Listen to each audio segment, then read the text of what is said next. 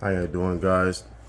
Lovely morning today, and well, we had a little issue here with the bike. My son was gonna take it to school, and it wasn't electronic. It's not an electronic problem. Actually, it was a tire problem, which was over there. We noticed that the tire was coming off the rim, so I took it off and got it fixed and everything. It's back on. Wasn't seated properly on the rim. It just came off about a little bit right here. So, anyways, uh, like I say, my son's 14 years old and he bashed the heck out of this thing. He ride this thing more like a motocross bike than a bicycle itself, and the dropouts don't actually look too bad. It actually looks great condition, knowing that this is a high power controller and that is a high power motor, and he does a lot of catwalking, jumping, as you see in other videos. So what I want to show you is how I got that motor to stay on this dropout. If you're interested in going to Walmart, picking up a bike, I would recommend either the Schwinn Axum, which is this one right here, or the Schwinn Boundary. I try to stay away from the Hypers and the Genesis because they don't have a triangle big enough if you want to fit a battery. Some of the geometry is kind of all messed up and everything. And this is aluminum frame. It's really light, and they can hold up to decent power if you do it right.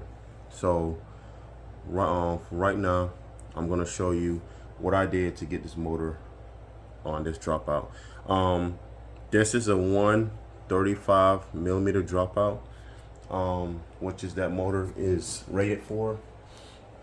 As you can see, it I have a 3-speed cassette on this thing, or freewheel, and you can put 6, 7.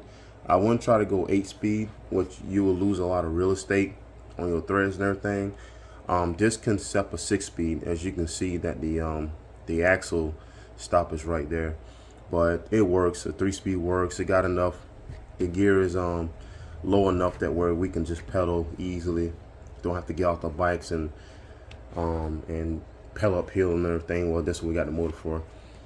But anyways, but if you have anything like a 150 dropout, then yes, you can put a 3-speed freewheel on this thing. I see a lot of people putting the cassettes on it. Not the cassettes, but the single-speed freewheel, which that's fine though. But it kind of like you kind of struggle when you pedal. Like battery goes dead, or something happens to the motor cable or the controller, something, just anything like that.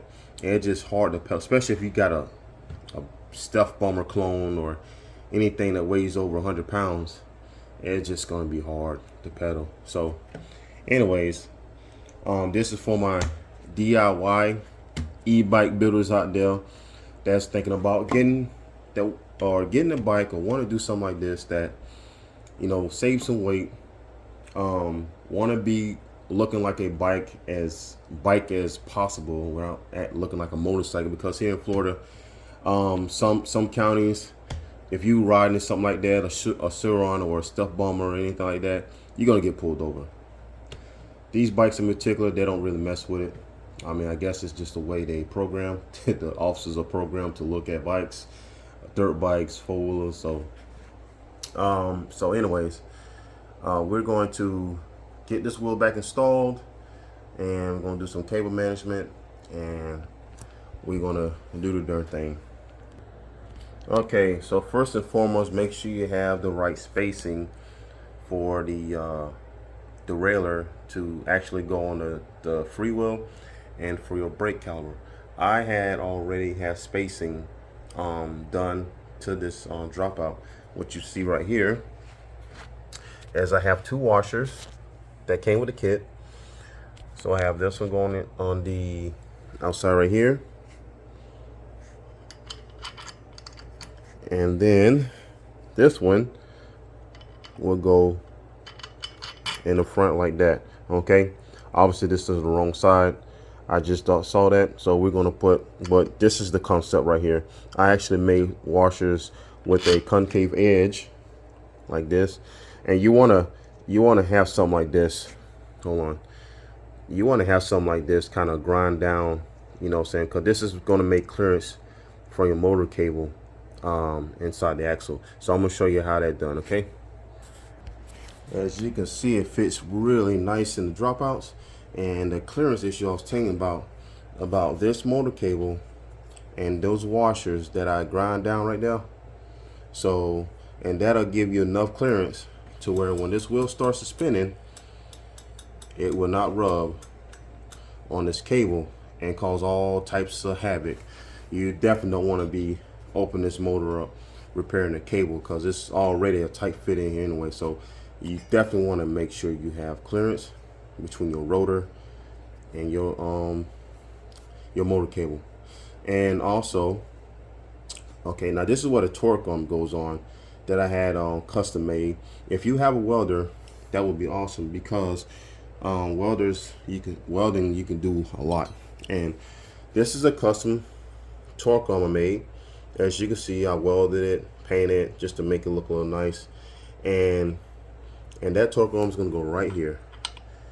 I only use one torque arm. I feel the need that if you put the nut and bolt that was required on this torque arm, I don't feel secured. I just don't feel like it's going to be secured enough. This right here locks it in place. And so to get this is just a nut off of bicycle brake caliber mounting bolt, and it's gonna go right up under here. And I drilled a hole. This right here was already an existing hole, but I drilled it big enough so that this can fit right there. So we're gonna go ahead and install that right quick.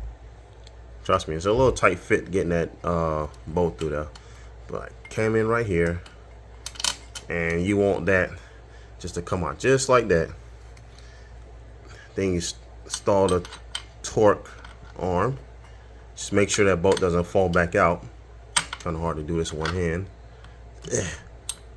Let's see here, about right there. Boom. As you see, I got my bolt all the way through. And you know what? Since I'm already here, that bolt's a little bit on the short side. So let me go and install a longer one. I know I got one in a toolbox. So let me go grab it. Man, I'm kind of glad I'm making these videos, because I can darn sure can look over this. And I know I got to torque another bolt. So let me find that right quick and I get back with y'all. Dang it, unfortunately I don't have a bolt long enough, but it does hold. So I got the torque arm installed and everything. And then next, what I'm going to do is I'm going to install my little lock washer right here, and install the lock washer. And I use two nuts, as you can see. So I got two nuts right here for this side and two nuts for the other side. And I think this right here is more secure, because you can tighten and use this to jam, and it won't rock loose, because this has regen and all that stuff right there. And like I said, my son bashed the heck out of this thing, and it does just fine. And the only reason why we took it apart, because we had to fix the tire. So let me go ahead and install that. Oh, by the way, so like I say, have two washers on this side, and we have two washers on this side, and it just no center clearance of the dropouts between the derailleur hanger and the free wheel. So it's nice installed, and we're ready to tighten this on up right quick. So a lot of y'all probably wondering, well, how you gonna tighten this nut up, because this is gonna turn when you tighten the nut. Okay, so I made me a little handy dandy Allen wrench. See that? So it gets back in there.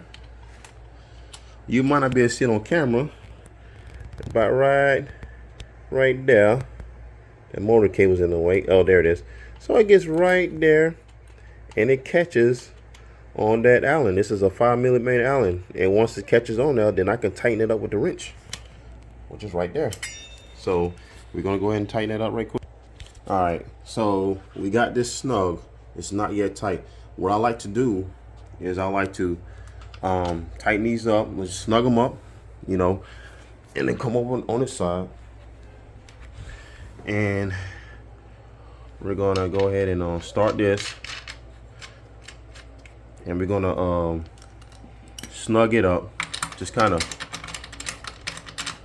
get it all nice and tight, so that way we can so when it does tight, it doesn't want to cock to one side. Let's see. Oh, you know, it doesn't really cock to one side and everything.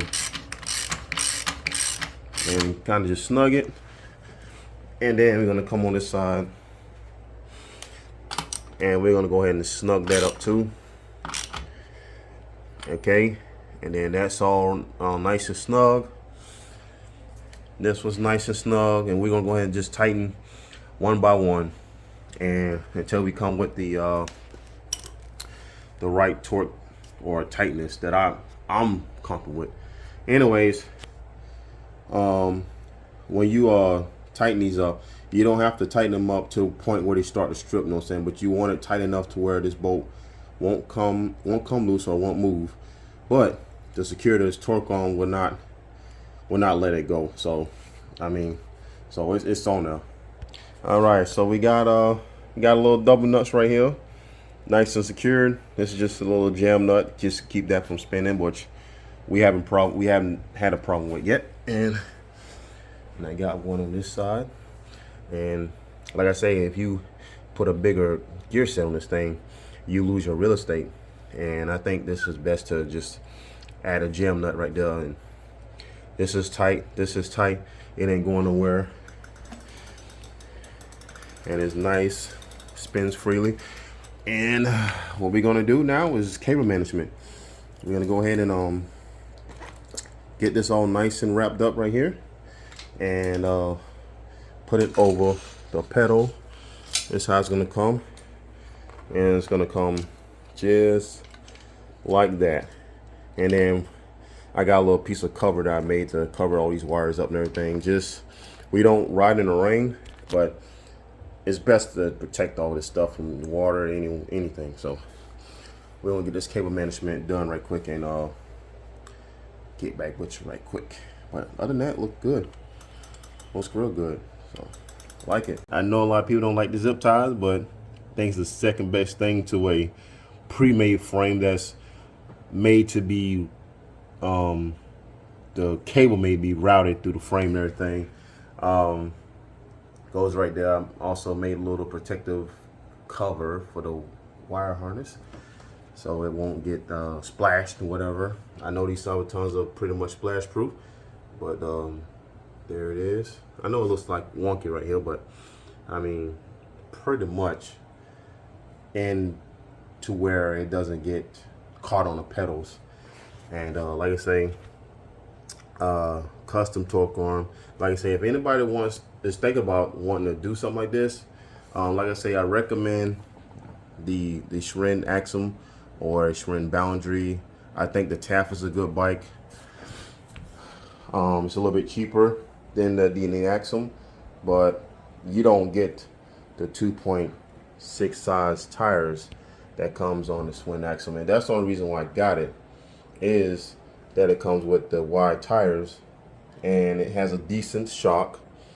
You know, it has your lockout for, you know, for no suspension really. So like I say, if anybody wants to do something like this, I think this is the perfect way to do this without actually looking like a freaking motorcycle or enduro. Even though it's got pedals, it looks like a, to the cop's eyes here in this county, it's a motorcycle. Even though it's got a motor, it's electric and got pedals. But if you look anything, rear suspension, humongous looking shocks, the little 20-inch motorcycle tires, if it don't look like a box to the cop's eyes, oh, it's a motorcycle. You're gonna get pulled over and you're gonna get questioned. So I better just nip it all the bud, get a bike, Don't really need the high power control and everything, but it's pretty much fun. Once you go like this, you won't even want to go back. So like I said, this is dedicated to my DIYers that want something like this. There you go. And that's how you secure a motor on a frame like this without worrying about it spinning out of the dropouts and all that stuff. Okay? And this your boy signing out.